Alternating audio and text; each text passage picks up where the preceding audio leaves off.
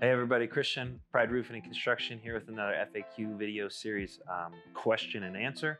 Actually, this is going to be two questions in a singular video. We get a lot of people who ask us after the storm, why do I need to get my roof inspected and what damage does hail cause to the shingle? Well, let me start by taking it back to what the anatomy of a shingle is. Here's a shingle. You can edit that out, but shingle. Anyways, so they're obviously pretty thin, but inside this, there's a lot more to it than you'd think. There are three components to every shingle, but you can look at it in four layers. Bottom and third layer, first and third layer are asphalt, and they're protecting the most important piece, the fiberglass. On top of that is granules, and they all work as a team. So the asphalt sits on top and bottom, and it protects the fiberglass from UV exposure and also lubricates it so it doesn't dry out quickly, doesn't burn from the sun. But asphalt, if it was there by itself, didn't have anything protecting it, would eventually dry out and it'd wash away, exposing the fiberglass.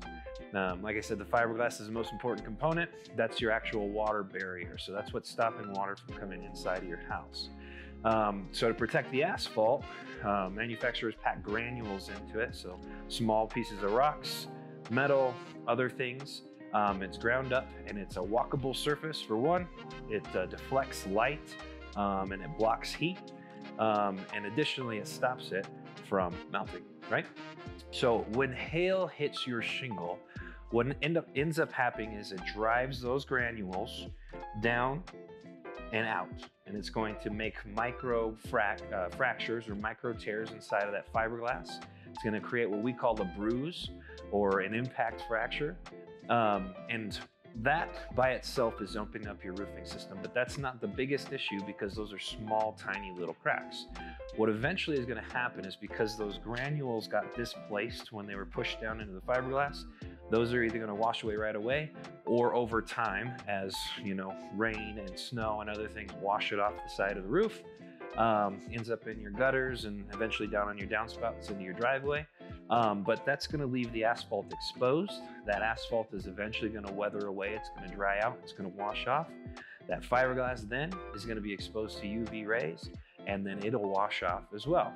So if you don't replace your roof after a hailstorm, eventually it's going to turn into large holes all over the roof. It's going to look like Swiss cheese. When you go up and you inspect your home on your own, occasionally, because you don't have a seasoned eye and you also didn't know what I just taught you, you're gonna look at it and say, well, there's a couple of black marks everywhere. I think I'm okay. But if we go up there, what we're gonna do is we're gonna use tactile methods and we're gonna push around. We're gonna find out if that fiberglass is actually bruised. It's gonna feel like a bruised apple or the bottom of your palm. That's what I'm pressing right here. It's not gonna be hard anymore. It's gonna have some ply to it. That area was fractured. It's eventually gonna weather away and turn into a hole. Why is that a problem? Well, your roof is built to keep water outside of your house. If it now has holes, it's perforated and the integrity of the system is gone. So why do you need an inspection afterwards? We need to find out if it has truly caused damage. And some interesting facts about this that you probably don't know. When you have a hailstorm, you usually have somewhere between 6 months and 2 years, based off of which insurance company you have, to call in a claim. They give you this timeline to do your due diligence, have a specialized or certified contractor to come out and find out if there's any problems with your system after the storm event. After that time period is over, it's no longer warranted for replacement. If you call in a claim after your storm year is expired, the insurance company is going to call it negligence. They're not going to cover the damages that are going to ensue from all the water coming down into your roof space afterwards, and that's on you.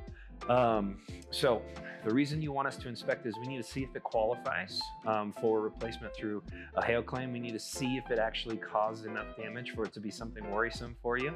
And ultimately, we need to utilize that time frame.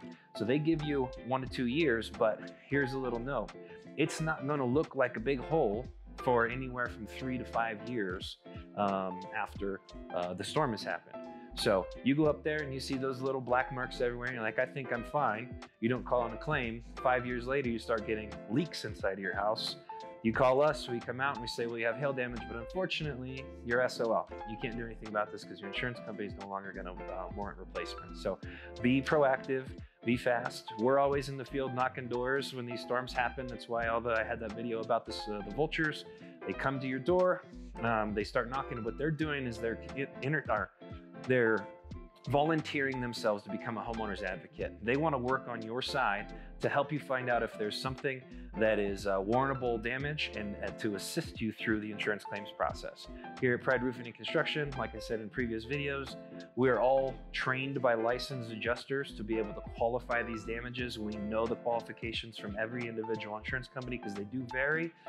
We're going to tell you what they're going to say if they came out here, tell you if it's worth making a claim, or tell you if you need to do a little bit of repair, or if, fingers crossed, you were very lucky, nothing's happening and it's a good bill of health. Just to summarize, if you do have a hailstorm, it could potentially be something that causes a very large decrease in the appraisal value of your home, and we'd love to come out and make sure that we can rectify that using what you already have, which is your homeowner's insurance. Again, Pride Roofing and Construction, this is our FAQ video.